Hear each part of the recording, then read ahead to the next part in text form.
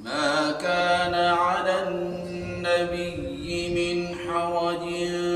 فيما فرض الله له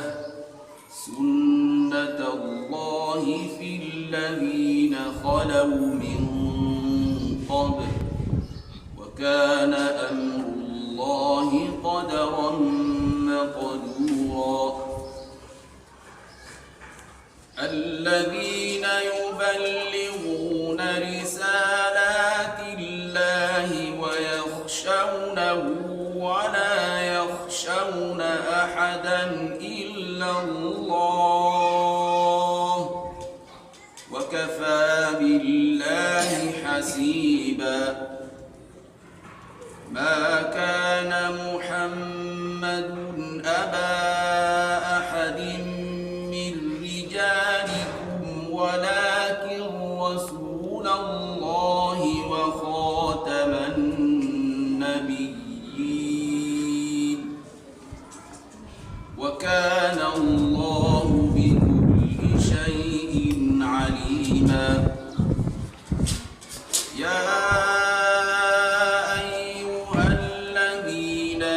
آمنوا اذكروا الله ذكرا كثيرا وسبحوه بكرة وأصيلا هو الذي يصلي عليكم وملائكته ليخرجكم من الظلمات إلى النور وكان بالمؤمنين رحيما تحيتهم يوم يلقونه سلام وأعد لهم أجرا كريما يا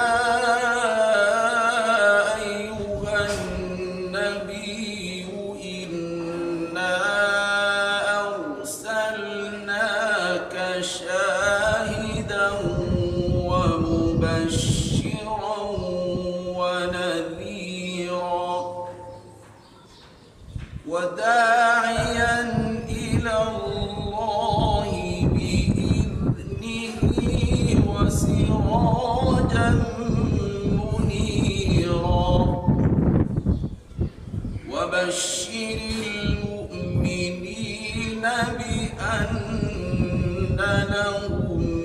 من الله فضلا كبيرا ولا تطع الكافرين والمنافقين ودع أذاهم وتوكل